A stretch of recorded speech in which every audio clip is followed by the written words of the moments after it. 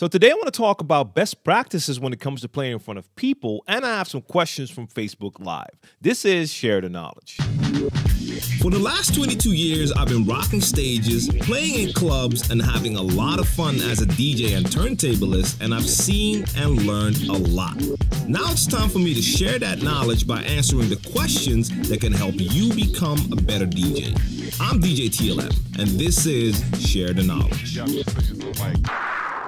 Hey guys, what's going on? It's your boy djTLM, and you're checking out the Share the Knowledge podcast, my educational show for DJs and producers. And I want to start off by saying Happy New Year, because it is officially January 1st, 2018. Happy New Year. I hope you had a lot of fun yesterday, but I hope you had a good year. But let's make this one even better. Now, I have a couple of questions I want to talk about, and then I'll get into the Facebook live stream that I have going on right now and answer a couple of questions that are rolling in over there. So the first thing I want to talk about is actually a question from the comment section from last week on Facebook, and that question came from Shannon, and this is all about the best way to play in front of people. So the question is, what's a better way when playing in front of people? Trying to play as many tracks as possible and switching as fast as you can, or letting the songs breathe and staying in key? Now, here's the thing. It is not one or the other. This is where reading the crowd really comes into play. You have to watch your crowd react to the way that you're playing. And that doesn't mean what type of music you're playing. That's only part of it. You can see how they react to tracks, and if they like certain tracks, you want to stick to those tracks for that moment. But it's also about your style of playing. If you go too fast and the crowd is not feeling it, or you can tell that you actually took them out of that song too fast, you want to slow it down. So it depends on what time you're playing. If you're playing warm-up, then you're going to play tracks a little bit longer. You want to set a nice little vibe, get the mood going, but you don't want to have too much energy in there already. Now, over the years, it's definitely become more acceptable to speed things up to increase the energy, and that can definitely work. So mixing a little bit faster can really work. I used to DJ with a DJ called Monty, and we played as a DJ team called Major League. And we were some of the first DJs here in the Netherlands to actually show that new style, play tracks faster. A lot of the DJs in clubs were playing tracks like not the total song, but we would get to hear the second verse, sometimes even the third verse, where we were looking at each other like, wow, I don't think I've ever heard that third verse before. And we were playing during the hype part of the evening. We were playing like one verse, one hook, move on to the next track, adding a lot of dropping on the one instead of mixing, adding some hosting, really increasing that energy. And that style shocked some people, but a lot of people really liked it too because it adds more energy. Now, I talked about this a couple of weeks ago, and this has gone a little bit over the top lately, where you see DJs just play tracks for 15 seconds and move on and do that a couple tracks in a row. Now, if you're playing in a club, that's just way too fast. You want people to actually be able to enjoy those tracks. If you're doing a routine, like an actual showcase, either with turntablism or like just a very well-built routine, where you want to play 20 tracks of an artist in a couple of minutes, of course, you're going to go fast. That can be cool, but even then, it still depends on that crowd. So, for instance, just imagine you're going to do a special Michael Jackson routine and play 20 Michael Jackson tracks in 2 minutes. That could sound cool. You go through it really fast. It's well built, well put together. If that crowd is actually filled with some real Michael Jackson fans, they're not going to be that excited that they only got 10 seconds of Billie Jean and then you moved on. They want to hear those tracks, sing along to the tracks, dance to the tracks. So faster is definitely not always better, and it should never be your goal to play as many tracks as possible. That's just not what it's about. It is about rocking that crowd, pleasing your audience, making sure they have a good time. So you want to add energy when you can, but there's more ways to do that, and playing more tracks and playing them faster is not your best option. So reading that crowd, if you start to increase your speed, you switch tracks faster. With every track, you want to make sure that you're checking out and seeing the crowd's reaction. Now, if it's the hits that they know and hear every week, and they've been hearing them every week for the last months and months, or maybe longer, yeah, sure. There's a lot of new hits out there as well. Give them that older hit for a couple seconds and then throw in that newer banger that's also a hit, something like that. But if you got a new hit that people just got into, don't throw that in there for 20 seconds. You definitely want to let it breathe because it's one of the most popular songs. People are really enjoying it. Let them enjoy it. Let them sing along, do their thing. Give them like 2 verses, 2 hooks, and then move on. So reading that crowd really comes into play also when you're deciding on how fast you want to switch your tracks. So next up, I have a question from Theo. This is from Facebook Live, and this is about your DJ name. Now, I actually made a video about DJ names a couple of years ago on djTLMtv, so you can check that out as well on my channel. And I get this question more often. People want to hear my opinion about the choice of name. They are starting out, they're becoming a DJ, or they're a DJ just now, and they finally found a name. They want to hear my opinion when it comes to that name. So in this case, I have a question from Theo, and he is thinking about going with the name Chip T. And he tells me it's because his name is Theodore, and Theodore is also one of the chipmunks. If you're not familiar with the chipmunks, it is a cartoon, and one of those chipmunks is called Theodore. So Chip T. Or if he's not going for that one, it would be DJ T-Bomb. And he wants to know which one I would think is better, or just hear my opinion. Here's the thing. When it comes to names, and I've said this in that video as well, it doesn't really matter. There's a couple of things you can take into consideration, but at the end of the day, it just doesn't really matter. A couple of things you want to think about.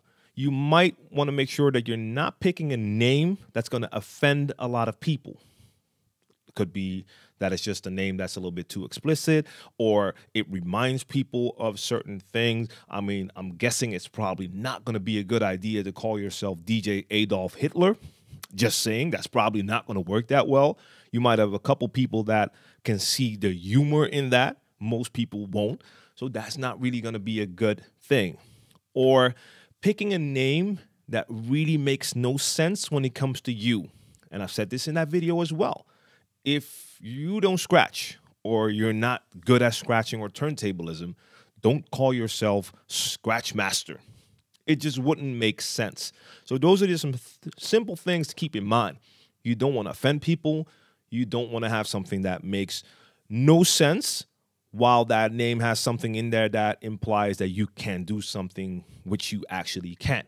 Now, beyond that, there's not a lot of things that are important. A lot of the most famous DJs out there have names that if you first heard or saw that name, it didn't really move you.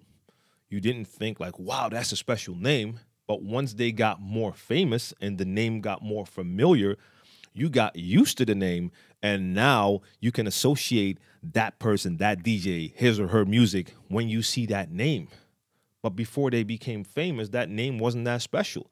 So, for instance, and I'm not even that famous, TLM, if you just see those 3 letters, it means absolutely nothing to you. It could mean 1,000 things. TLM, MTV, TLC, what is that? TLM. In my case, that's what I feel is important. I chose something that is personal to me, and it has a little bit of a backstory. So in your case, when you're calling yourself Chip T, you can have that little backstory, like my name is Theodore, that's one of the chipmunks, so I chose Chip T. That's a little story, and it actually means something for you. In my case, TLM is short for The Last Mohican. Last of the Mohicans is a novel that was turned into a movie. One of the Mohicans was called, I think they pronounce it Uncas. In my case, when my parents saw that name, they named me Uncas, but you write it the same way. So my actual government name comes from The Last of the Mohicans, and I started to call myself The Last Mohican, TLM. When I thought of that name, everyone was like shortening the name. So instead of saying The Last Mohican, I chose TLM. That's my story. I know people that have been coming to my parties for like 10, 15 years and then ask me the question, yo, what does TLM actually mean?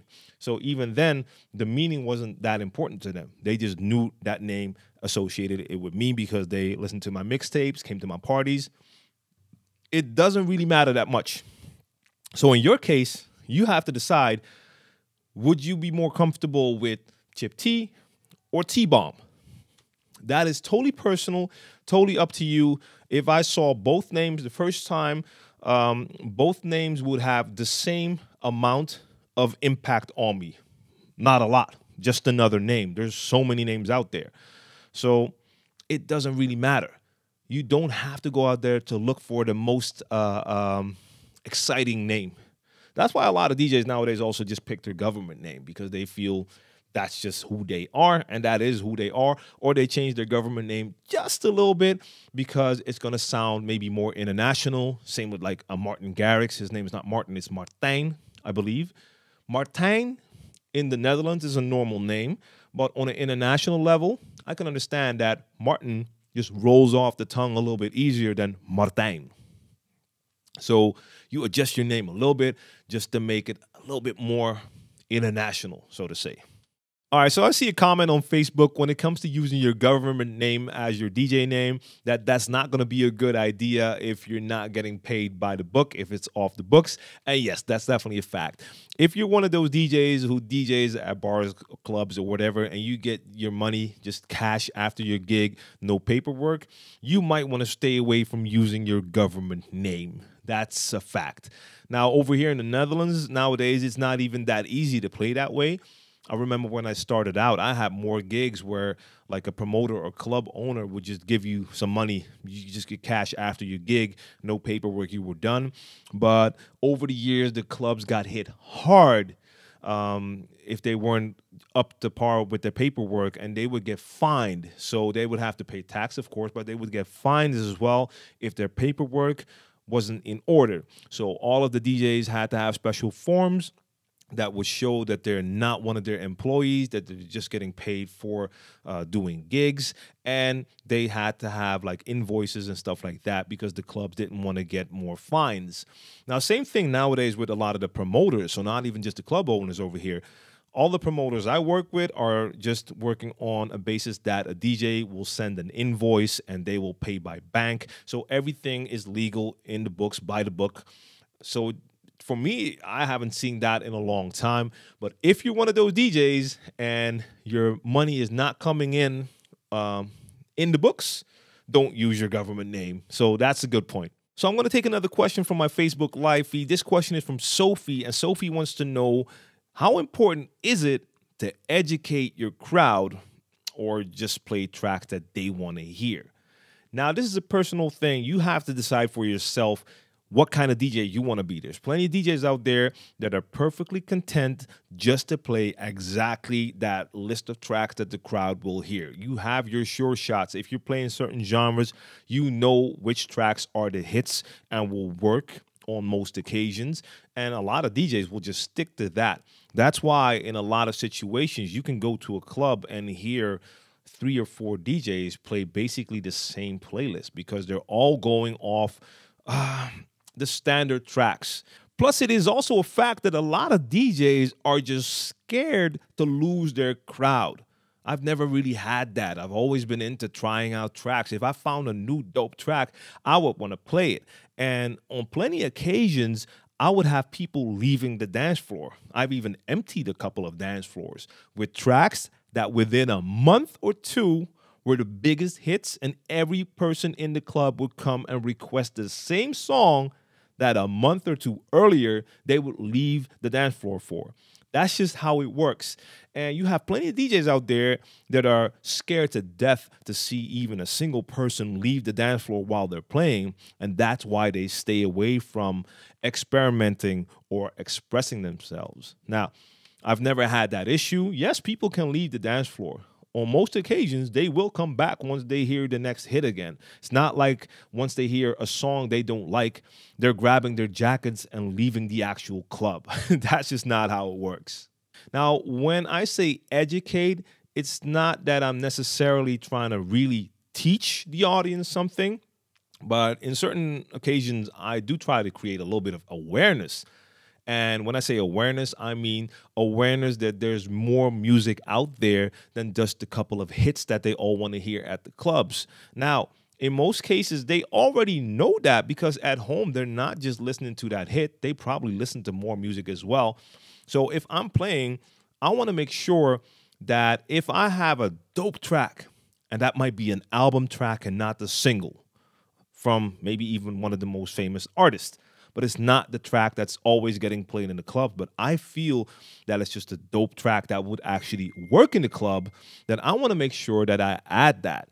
So I'll try to find a way to incorporate tracks like that into my set. Best way for me to do that is to make sure that I have a nice balance. So if I have that album track that I want to play, that I feel has a dope sound for the clubs, I'll play that, but I'll make sure that right after that, I have a more familiar track for them.